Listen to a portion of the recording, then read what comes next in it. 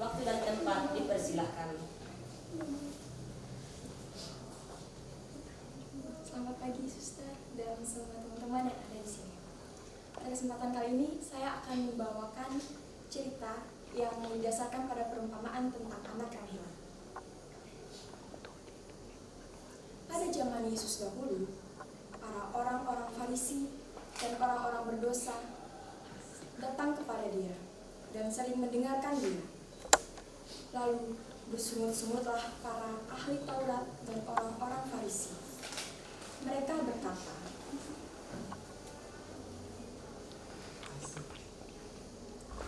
Dia mau menerima orang-orang berdosa itu dan mau makan bersama mereka.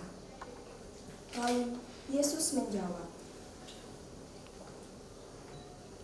katanya, ada seorang yang memiliki 2 orang anak laki-laki.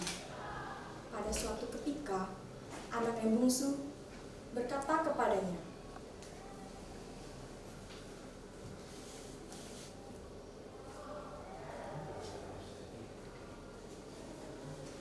Bapa, berikanlah kepadaku harta milik kita yang menjadi hakku.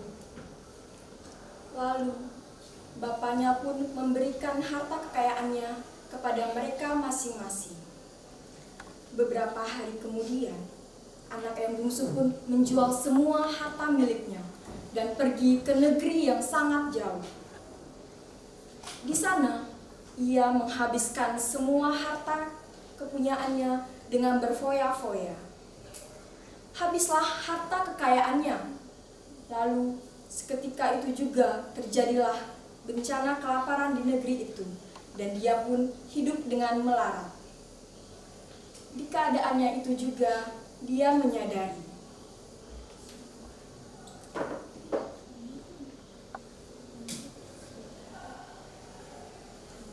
Bapa, maafkanlah aku.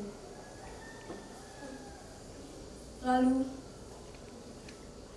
dia pun pergi bekerja kepada seorang majikan di negeri itu. Orang itu pun menyuruhnya untuk menjaga babinya di ladangnya. Di keadaan itu pun, si bungsu baru menyadari betapa banyaknya upah yang Bapakku berikan dan betapa berlimpahnya mereka atas makanan. Sedangkan aku di sini hidup dengan kelaparan. Aku akan pergi mencari Bapakku dan berkata kepada dia, Bapa, aku telah berdosa terhadap surga dan terhadap Bapa. Aku tidak layak disebut sebagai anakmu lagi. Jadikanlah aku sebagai orang upahanmu, Bapa. Lalu bergegaslah si bungsu untuk mencari bapaknya dan berkata, namun sebelum itu, ayahnya sudah melihat dari kejauhan. Dengan hatinya yang tergerak oleh belas kasihan, ayahnya pun berlari dan merangkul anaknya dan menciumnya. Lalu anaknya pun berkata, Bapa, aku telah berdosa terhadapmu dan terhadap surga. Aku tidak layak lagi disebut sebagai anakmu, Bapa. Lalu ayahnya pun berkata, Hambaku, lekaslah, ambilkan jubah yang terbaik untuknya. Lalu kenakanlah di jarinya cincin dan juga sepatu di kakinya. Hambaku, ambilkan juga dia lembu, sembelihlah dia dan marilah kita makan dan bersukaria. Lalu bersukarialah mereka. Tetapi anaknya yang sulung sedang bekerja di ladang. Betapa panasnya hari ini. Lalu ketika yang sulung hendak pergi pulang, lalu ketika dia hendak sampai ke rumahnya, dia mendengar suara seruling dan suara nyanyian tarian. Dia pun kebingungan dan memanggil seorang hambanya dan bertanya, ada apakah dengan semua ini? Lalu hambanya pun menjawab,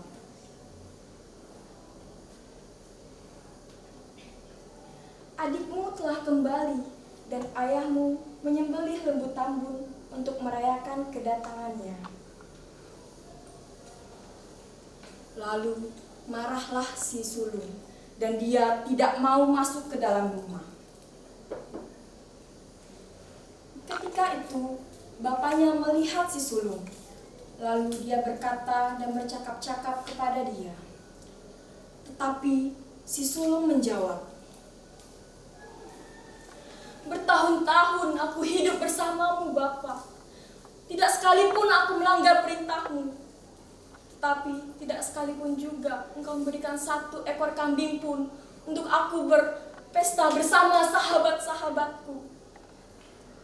Tetapi anakmu yang baru datang, yang telah menghabiskan semua harta kekayaan bersama para pelacur-pelacur itu, langsung kau berikan semua yang kau punya dan mengadakan pesta dengan menyembelih lembu tambun.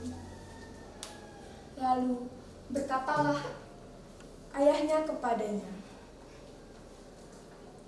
anakku, kau telah hidup bersamaku sejak lama. Kepunyaanku adalah kepunyaanmu juga. Sudah patutnya kita bersyukur dan bergembira karena adikmu yang telah mati kini telah hidup. Ia telah hilang dan kini telah kembali datang.